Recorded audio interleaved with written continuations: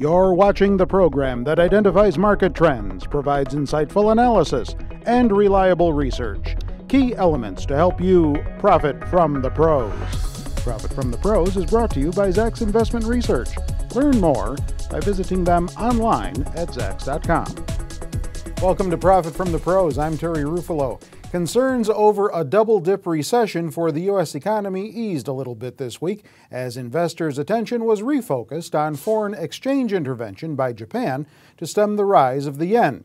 This was the first time Japanese authorities publicly intervened in currency markets since 2004, and by U.S. concern over China's exchange rate policy. Meanwhile, U.S. economic news out this week was not much of a catalyst for stock price movement. Trading continued choppy. Markets' upward bias, though, seems to remain intact. So far for the month, all the benchmark indexes are higher, with the Dow gaining about 6%, while the S&P is up about 7%. The NASDAQ, best of all, up almost 8% on the month since September began. But still, trading remains in a very tight range. Financials and technology stocks got the biggest boosts this week. Turn now to Shiraz Mian, research director here, to kick this around a little bit more with us. Shiraz, one thing that I noticed that seems kind of interesting to me is that we have many stocks that continue to hit new 52-week highs. That's right. On basically very little or no news. Is this a good thing, or is it a red flag? I would disagree with part of your statement that there is little or no news. I think there is a lot of news, and most of the news basically refers to the macro picture in which this market is operating. If I just briefly take you back to the beginning of the summer, we had an awesome second quarter earnings season, but the market really wasn't responding as robustly to those numbers as one would have expected, and partly the reason for that was these fears and concerns about double dip, about the economy going down, about growth rates stalling. And now, as you referred to in your piece, we have increasingly been getting news on the broader economy, whether it's manufacturing, whether it's the labor market, whether it's industrial production, whether it's even on the export side, positive or less negative numbers. So what you're saying is it is that overall macro news That's right. that drives these stocks to the 52-week highs, not individual company news. Not individual company news. I The see. individual company news was all along fairly strong. The fear was that with the macro picture worsening around these companies, how can these stocks perform? And now with deflation, less of a fear. Double dip recession, less of a fear. And the Fed staying put on the side, committing that I'll come to your rescue if you fall into trouble. The dollar weakening some, so giving a boost to the manufacturing sector and the export, and those global fears of sovereign debt receding to some extent. That's giving the boost to the stock market, and we are seeing that in these 52-week highs. Okay, interesting. Let's shift gears here a little bit. Third quarter earnings season is right around the corner. Generally, all stock price moves can be traced back to earnings. That's right. People hear us talk about that here all the time. But when we talk about earnings, there seems to be two numbers out there. There seems to be the actual hard earnings number that comes out, and then something that the street refers to as the whisper number. That's right. What is this whisper number? Well, just to briefly explain the earnings component and how it relates to the company's release of earnings, a stock is supposed to rise if the company beats the market expectations of earnings for that quarter. Now, how is that market expectation for earnings captured? That's captured in the consensus earnings number. We have different metrics of consensus, a couple of more significant ones like the first call, like at Zacks. Now, the whisper number, what it does is it's a more refined or more current or more fresher take on those earnings expectations. So the idea is that when a company comes in and it beats the existing consensus expectations and the stock doesn't really do much, the reason for that is that there was a whisper number out there in the market which was different than the consensus number that the stock and the investors were looking at. So the whisper number, it's a complicated number. Different firms will calculate and determine it in their own proprietary way. But in a very simple and intuitive sense, it's a fresher and newer version and tries to capture the market's expectation of this quarterly results. And what number carries more weight, the whisper number or the actual earnings number? The whisper number is significantly more important because it's what the investors are really looking at, and this is where investors are comparing the company's results to this whisper number. So the whisper number carries far more weight than the consensus earnings expectation that everybody knows about in the market. Okay, so investors should get in tune with checking out that whisper number. Absolutely. On the different companies. Absolutely, absolutely. All right, thanks for that weekend wisdom on whisper numbers. Cleared up that confusion for us a little bit. What about week ahead? Fed meets next week. Probably not going to hear much new coming from that meeting, are we? I agree. Nothing new. I think the positive tone in the data, the issue that the Fed should be staying on the sidelines. Same track. Okay. That's right. You got a bull and bear coming up for us. We'll be right back. Stick around. Here is your Bull and Bear Stock of the Week. An automaker and a home furnishing retailer make up this week's Bull and Bear of the Week. Shiraz here with us once again to give us all the details on these two stocks. Ford Motor Company, ticker symbol F, is that automaker that is the Bull of the Week, and they would be the Bull because... We all know that they did not take the bailout money. We all know that Ford has been in relatively better shape and health than its other Detroit peers. And there are reasons for that. And two main reasons that I want to cite here, and they also qualify as the reasons for why they are the Bull of the Week. Number one, the restructuring program that they put in place was very practical, very viable. And they did an awesome job implementing it. The program was to revamp their lineup of vehicles, bringing down the vehicle platforms that were in operation in the past, improve their balance sheet, and squeeze out costs in the process. So they have done an impressive job on it. And then the second main point is the balance sheet strength that they have done a fairly impressive job in improving it. So just quickly on the restructuring initiative, the firm brought down its vehicle platforms, and about 70% of the product lineup revamp, as they call it, is effectively complete. Customer surveys and consumer perception of Ford in the market tells that they're willing to buy the Ford vehicles and they're willing to pay up for it. And all of that is showing up in increased market share for the company and margin gains. In fact, in the second quarter, Ford's pre-tax operating margins were 11.2%, which were an improvement over the record first quarter margins, and also topped the late 90s margin peak in about 9.5%, 10% range. And the kicker is that this 11% margin range is sustainable going forward. It's driven by this very good product lineup and pricing gain that's showing up in estimate revisions. And we have historically seen that when estimates go up, the stock price typically follows. All right, and then Kirkland's, K-I-R-K, on the NASDAQ is that home furnishing retailer that is the Bear of the Week. Competition getting too much for this retailer? It is. It's a small cap, about 250, 260 million in market cap, about 280, 290 stores in 29, 30 states in the country. It's a home decor retailer. The overall consumer environment, as we had been describing and talking about here in this segment, has been under pressure with all that's going on in the broader economy, and this discretionary consumption item has been hit hard. Kirkland's has been doing pretty good throughout 2009 and the earlier part, but it seems like the overall headwinds affecting in the segment is catching up with them. They had a terrible Q2.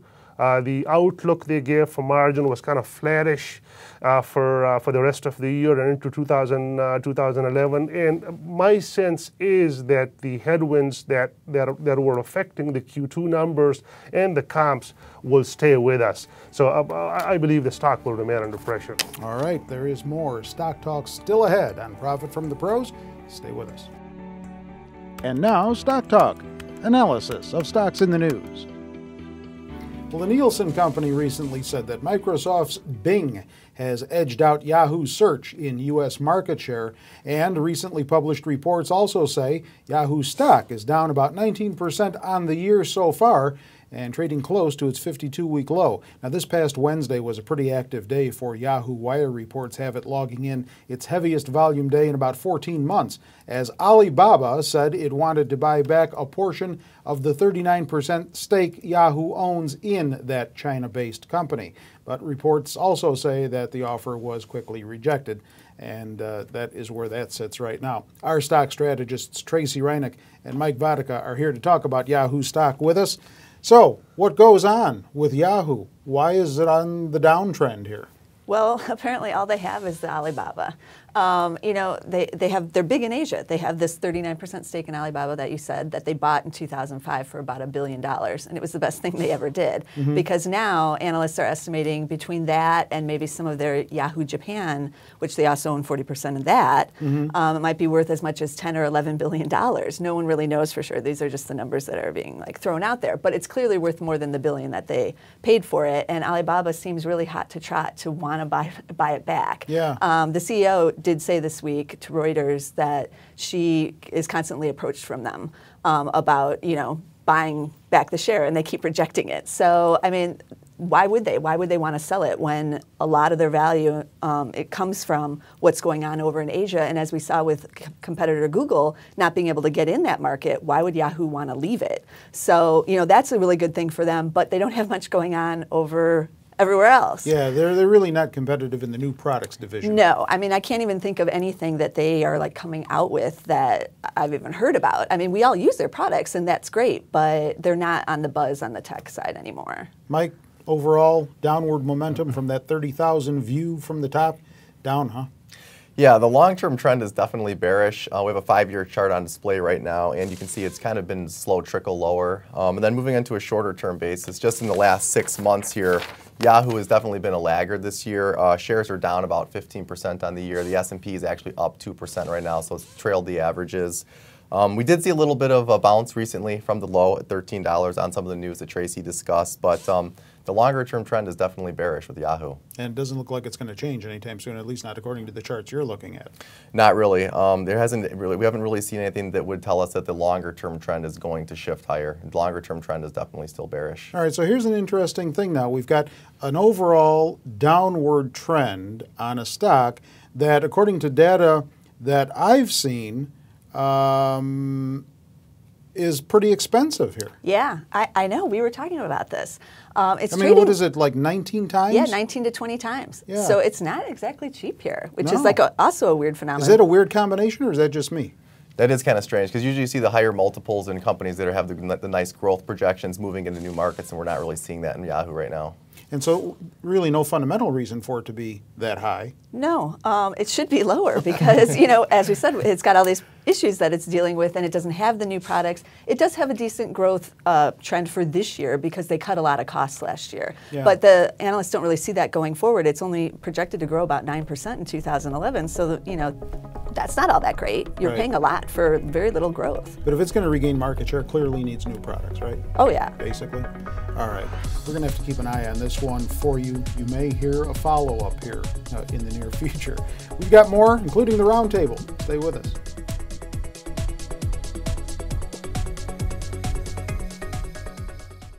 Welcome to the Zacks Roundtable Review, a discussion of current events affecting investors as well as other topics of financial interest, featuring the analysts and editors of Zacks.com. A good September for the stock market, mixed economic news, and gold hitting records all over the place. What does this all mean? Hopefully our panelists can shed some light on some of what's going on here. Shiraz Mian, Research Director, and equity strategists Tracy Reinick and Bill Wilton here at this edition of the Roundtable. Tracy, we're going to start with you. The economic news out this week was mixed, in fact. We had a decent retail sales report, up for the second straight month in the month of August, even though not by a wide margin, but up. I guess we'll take whatever we can get at this point. Core inflation remains in check, in check, a small rise just for the month of August on the CPI index. Right. But on the flip side of that, consumer sentiment at its lowest level in more than a year. What do you make of it? Well, the consumer side might have something to do with what we're seeing in housing. We're starting to see that, trend lower after the tax credit has expired. That's kind of weak. A lot of consumers watch the housing market. They own their homes. So they hear this news out there about the housing. That doesn't enthuse them. It's still, the jobs are still the issue. It's still, you're hearing about the neighbors, you're nervous, everyone's nervous. So we still continue to see these consumer sentiment numbers weakening a little bit here because it's jobs, jobs, jobs. But Bill, the double dip now doesn't seem to be a reality anymore as far as the recession is concerned. Everybody seems to have put that on the back burner, at least for this week. And we're already beginning to see lists of what the popular toy is going to be for Christmas, even though we're a lot of way away from that. And I think Deal News came out with their Black Friday sales predictions already on their website. So the consumer is going to really carry some weight here going into the end of this year. Yeah, they definitely are. But that's one of the things that always worries me whenever I look at retailers is, you look at when they start these Black Friday and their holiday sales, usually the further out they push it, the more pessimistic or at least cautious that these retailers are. So, while everyone's focusing on the consumer, that does show that everyone's very nervous about what they're actually going to end up doing. And with the mixed data out there, it's showing just that. No one really knows where we're going. So these double dip recession fears, while they are on the back burner, they're still on the burner. It's not like they're gone. We're just getting a mixed bag right now. So everyone's just kind of, waiting around to see what happens. So you never did believe in a double dip. You said that many times here on the program. That's right. I'm not going to let you beat that dead horse again this time. We got an upward bias in the market. That's right. What's the likelihood that that's going to remain intact going into the third and fourth quarter here? Well, I'm not going to get to the dead horse and the double dip thing and the whole thing, but if we look at the economy and the data flow from late spring onwards, there was the major fear in the market. Right. And with those fears now going to the back burner, as Bill put it, Yep. We have a positive sentiment, and that positive sentiment should carry us through to the end of the year and even next year. So I'm not suggesting that look for outsized gains and very strong rally in the market, but the overall tone in the market should be positive, and that's what my outlook is near term. Okay, I guess that would seem to be realistic at this point. Tracy, we have gold rallying, hitting records like almost every other day here. That's still acting as the safe haven, though. It is, gold and silver. A lot of the commodities, we've talked about it a couple times here, they're on fire, basically. Cotton's at 15-year highs. You have the coffee prices at like 13-year highs, and then you have the gold, copper, or gold, silver, and then you have some of the other metals, platinum and palladium, starting to move at like 5-6-month highs. So it's kind of it's interesting. It reminds me of back of like 2008 when we had this big commodities complex surging. But a lot of it is underlying demand, at least for some of the commodities like cotton and even copper. I mean, China is still using the copper. It's not that there's all these speculators in it. Now, gold, silver might be a little bit different thing because you have some of the safe haven. But even with silver, there's a lot of industrial uses for silver, especially in automobiles. And India just reported some numbers in August that they had record car sales. So, there is some underlying demand for some of the moves in these commodities. So, Bill, equities still remain the name of the game as far as you're concerned? Well, I think investors are, or at least your average everyday investor, is still very reluctant to get into the stock market. They've probably seen their 401k do nothing over the past 10 years. But that's the point of the question. Are there bargains out there now that people should start to look for? In my opinion, I think we're going to be sideways for at least another couple of years, and that's probably why we're seeing gold hit those highs, because ETFs, other types of funds, are making it easier for investors to park their money in different assets that weren't available to them, say 10 years ago. So they aren't really that concerned about finding bargains in the stock market because that crash is still fresh in everybody's mind. They're not that confident to get back in there.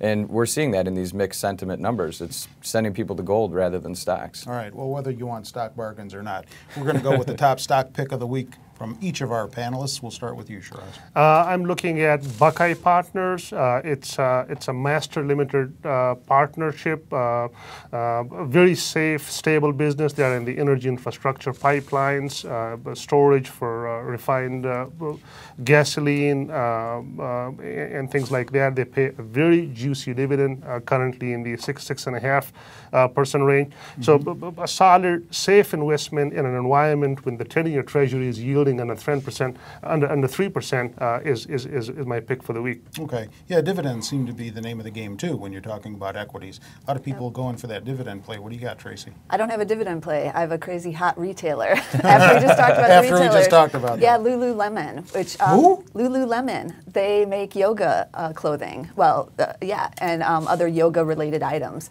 Oh, and that's it's why hot. I don't know them. I know, and it's not cheap. That's what's also interesting. Their pants retail for like $100. Their shirts are like $60. They sell $90 yoga mats, but it's hot, Another you know, reason I and they're don't know that. expanding. All Yeah. right, Bill, quickly. Monroe Muffler and Brake, we're seeing a lot of consumers do anything they can to avoid having to make that major purchase of a new car, so they're choosing to fix up their old cars, and you know it's great for them. They're at 52-week highs nearly every day, good valuations, and double-digit expected growth for the next couple of years. You know, it's funny you bring cars up because I actually saw a story recently that suggested that if you bought cars like within the past 5-7 years, you can try and get 200,000-300,000 miles out of them if you take care of them properly. That's right. So maybe it goes toward that end.